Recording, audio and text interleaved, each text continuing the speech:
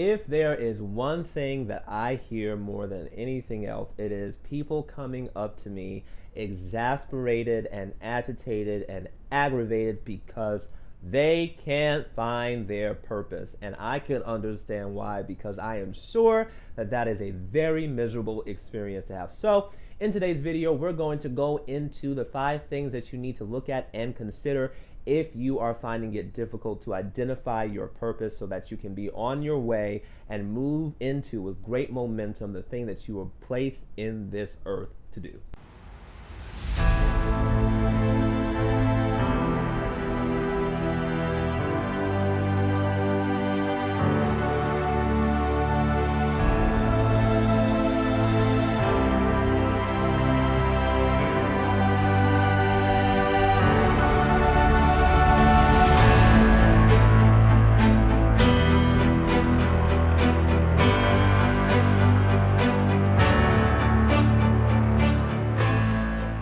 Thank you so much for joining me today. My name is DM Jr. here, called to help empower and inspire women to step up into the fullness of their purpose and call in the earth while keeping their personal, relational, and spiritual lives intact. And guys, if you are watching, I am one, so I promise you anything that I share with the ladies can apply to you as well. You know, the thing that will ground you, the thing that will anchor you, the thing that will steady you, and the thing that will empower you to live the most fulfilling life possible is having a clear understanding of what your purpose in the earth is. If you don't know why you've been born and placed in this earth, and you don't know why you're here, and you don't know the reason why, out of all the bajillion possibilities of a person being born in the earth, God chose you to be born, that is a very miserable experience indeed. So in today's video, we're going to go into the 5 things that you need to look at if you're finding it hard to identify the purpose and the reason why you're here on the earth. The first point that you want to consider if you're finding it really hard to identify your purpose and you don't know why you don't know what your purpose is this: you haven't taken the time to find out. I can't tell you how many people come up to me so impressed and so enamored and so fascinated with the fact that I have so much clarity and so much detailed insight toward and about the call and purpose and destiny that's on my life, when in reality, the reason why I have such clarity is because I have taken the time and paid the price to find out. The clarity that I'm walking in as it pertains to the call and the assignment and purpose that I'm called to walk in the earth, I don't have the whole picture, because God's not going to give you the whole picture, because you wouldn't be able to walk. You wouldn't walk by faith if He gave you the whole picture. So He's not going to give you all that. So you can stop asking for the whole shebang to be revealed to you in one moment, because He's just not going to do that. That's a sidebar. But the amount of insight and clarity and understanding that I have about the call that is on my life, I have it because I take the time to know. Here's the thing: the best things come over time. And the best things and the things of most value, of greatest value in the earth, are things that you actually have to pay the price, or pay a price and take time to dig, excavate, and search out and search for. Hence diamonds. Diamonds are not easy to come by because it takes time to find them, it takes time to dig them up, it takes time to refine them. Gold, and real gold, is not easy to come by. Money is not easy to come by because it's valuable. Anything that's valuable has to be pursued.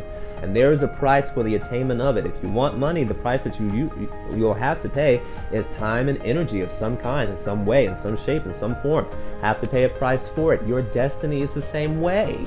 Your destiny is valuable. It's valuable to God. It's valuable to the plan, purpose of God, what He wants you to do in the earth. It's valuable to the countless numbers of people that are going to be impacted and affected by it. If you don't take the time and pay the price to seek out and ask God what it is, it's amazing to me how much we don't know because we don't ask.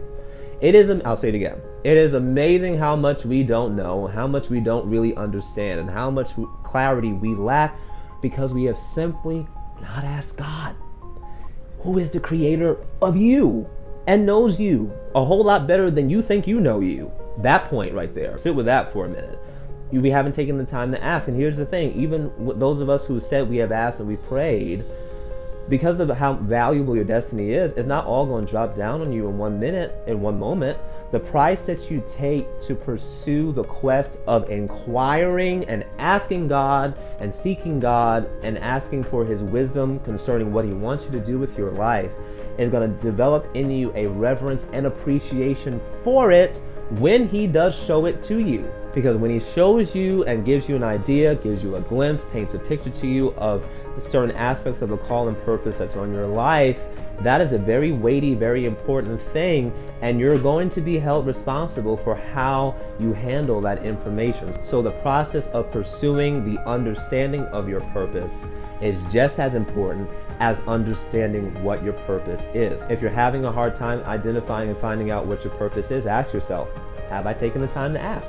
The second thing you need to think about and consider if you're finding you're having a hard time identifying what your purpose is in life and what it is you're supposed to do is ask yourself the question, do I really know myself? One of the reasons why people don't know or have an idea of what it is that they're supposed to be doing on the earth is that they are not self-aware. Yes, you're hearing it again.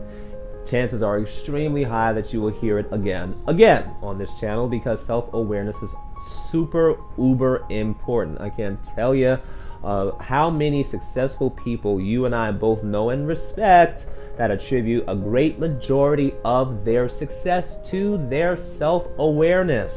What is self-awareness? What do I like to do? What don't I like to do? What gets on my nerves? What is it that I can't stand? What is it that I really enjoy? What is it that makes me want to jump off a bridge or do something harmful to myself when I see it? What are my strengths? What are my abilities?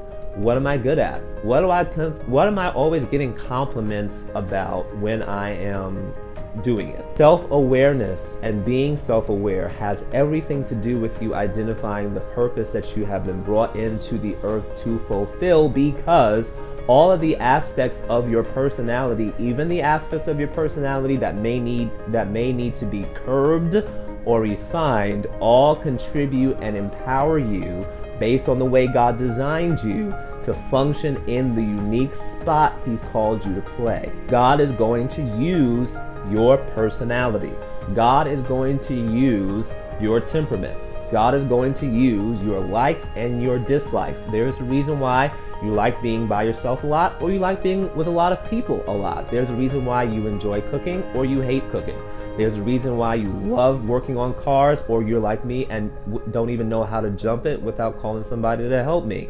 There's a reason why you like fixing things or don't. There's a reason why you want kids or you don't want them. There's a reason why you want to be married or single. Being self-aware and understanding all of those nuances about you, your personality, your temperament, and how you're wired and made is going to help you and steer you in the direction of your purpose, because it will keep you from getting involved in all kinds of stuff that's not going to suit your fancy. If you love being with people, being an accounting assistant is not going to turn out well for you. If you are an uber introvert, you do not need to be going door to door selling printers. Not a good look for you. If you are a person that can't stand pets, you really shouldn't be working at a zoo or a pet store. But people do all those kinds of things because they haven't taken the time to be self-aware. The second thing you need to think about and consider when it comes to identifying your purpose is, do I know myself? And if that answer is no, begin the process of doing so. The third thing that you need to think about and consider if you find that you're having a hard time identifying your purpose is this. And this point actually was brought home to me through Mel Robbins. I am a huge fan of Mel Robbins and all of her work. If you want some practical, down-home, science-based, really good quality information that will help you improve your life, I highly recommend any and all of Mel Robbins' material here on YouTube, on her website. Mindset Reset, Spring It On is what she is a quest that she's doing now. She has a phenomenal email newsletter that she sends out. She's a wealth of information. The 5-second rule, for those of you that know, I highly recommend all of her information. And she has this thing on YouTube called Coffee Talk, where she meets up with us. I'm a part of that tribe. She meets with us, she talks with us, she shares with us things, and she answers questions that we pose and that we give her. And one person asked her a question along the lines of, how do I know what my purpose is? I don't know what my destiny is, and I don't know what my dreams are. And her response was very interesting, and it was so good and so right on, I had to share it with you. And she went to answer the question. She said, we'll go into some of the tactics that you can go through and work on to help you identify what it is that you're supposed to do. But here's the thing, I bet you know. I bet that you know what it really is. You're just afraid to admit it. That's the third point. If you have come to terms with the fact that you have really asked God, you've taken the time to ask Him and inquire and ask Him what it is that you're supposed to do, and you know that you're self-aware, then chances are really high that you really do know what it is, and you're afraid to admit it. You're afraid to admit it because you were either told that you can't make a living doing that, you're either afraid to admit it because it's too big and far beyond the sphere of the competency that you have right now at the level that you're at, either educationally or financially or socially. You're afraid to admit it because you know the people around you would scoff and laugh you into the grave if you told them. You're afraid to admit it because you feel or believe that the desire or the purpose is either too big or too small. Maybe you have a dream of being the next Steve Jobs, or you just have a dream of being a stay-at-home mom. Maybe you just have a dream of being a good wife to your husband or a good husband to your wife. Maybe you just have a dream of encouraging young kids in school, in elementary school, even though it doesn't pay good. And so because the dream, the purpose, the passion, the desire that you have in your heart seems so huge, so minute, so implausible, impractical, unusual, eccentric, bizarre, outlandish, outside of the sphere of what anybody in your family or relative surroundings are doing, you're really just afraid to admit it. And because you're afraid to admit it, deep down in your heart of hearts, you just say that you don't know. And the solution to that is get the courage to acknowledge what it is that you are supposed to do, as astronomical or as small as it is. There literally is no dream, no purpose that's too big or too small. The woman that's out in Soweto that knows she's supposed to have an orphanage and with just 15 kids in it at a time is just as impactful as a stay-at-home mom with 3 children that she's endeavoring to raise and train up in the fear and admonition of the Lord and knows that's what she's supposed to do. It's just as important as the Gary Vaynerchuks and the Steve Jobs and the Oprah Winfreys of our time. There's no purpose big, too small, too astronomical, or too insignificant for you to pursue. The important thing is that you know it. There's an inner resounding on the inside of you that lets you know this is what you're supposed to do, and you're going to have to get the courage to admit it. Because here's the thing, if you are not courageous enough to admit it, you are not going to be courageous enough to obtain it and to keep it if you do get it, because you'll self-sabotage yourself out of it. You're gonna have to develop the courage to admit what it is you know you're supposed to do, because the chances are high, if you've asked God, if you've taken the time to seek and inquire of Him about what it is, and if you're self-aware, the chances are really high that you already know. The fourth thing that you need to think about and consider if you're finding it hard to identify what it is you're supposed to do is the fact that you're probably making it too complicated. It ties into the third point, and that is you're making it too complicated. When we think about purpose and destiny, we think we either need to be a Billy Graham, we need to be an Oprah Winfrey, like I said, we need to be a Will Smith, we need to be a Mother Teresa, we need to be a Martin Luther King Jr., we need to be an astronaut, we need to be an astrophysicist, we need to be a neurosurgeon, we need to be something astronomical, we need to be the top chef in the country. A lot of times when we're trying to identify our purpose, we're making it so complicated. So here's the thing, if you have a big dream, great, wonderful, that's good, as long as you're clear. If you have on the inside of you the knowing that you know that you are called to have an international teaching ministry that revolutionizes and changes the world, good, go for it. That's God. You do it, and look to Joyce Meyer if you want an example of that. If you know that you're supposed to have a talk show that presents confrontational, controversial subjects and topics to the forefront so that people can step up into greater levels of illumination, clarity, and consciousness, go for it. Ask Oprah Winfrey. If you have a clear vision that is astronomical and big, wonderful. If you don't, that's okay. Stop looking for something big, astronomical, and out of this world and ethereal that you think you're going to be destined to do.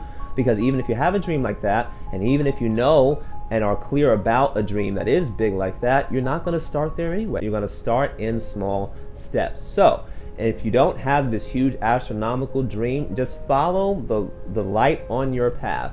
What lights your fire? What do you enjoy doing?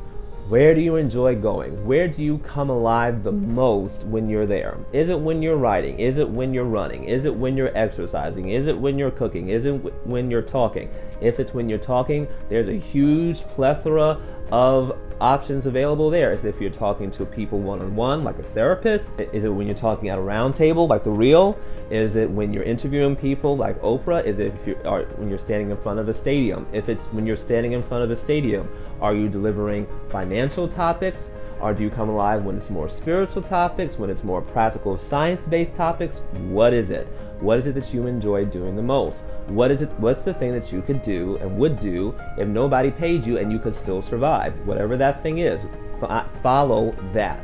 See where it leads up. It may not lead to a profession. It may not lead to the ultimate of what your purpose is, but it will definitely lead and be clues along the road. Don't look for something huge and astronomical if you don't have it. Find what you desire to do and enjoy doing, and where your spirit comes alive and is quickened, and follow that. And the fifth thing that you need to look at and consider if you're having a hard time identifying the purpose that you have on the inside of your heart is the fact that you are not taking it one step at a time. And this ties into step 4.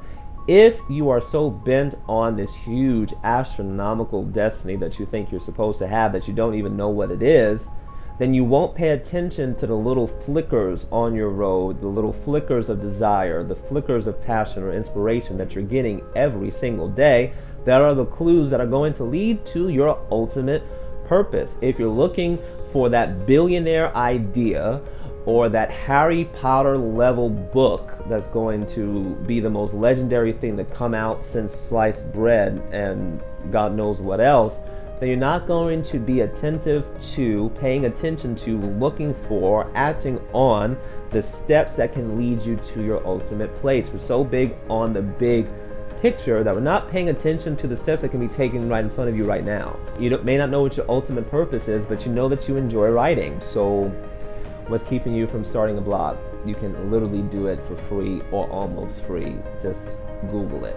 You may not know what your ultimate purpose is, but you know you enjoy to sing. So what's keeping you from going to a karaoke night at a bar somewhere? What's keeping you from singing at your church? You may not know what your purpose is, but you know you like to talk. So why can't you do literally what I'm doing through your iPhone, which is literally what I'm doing?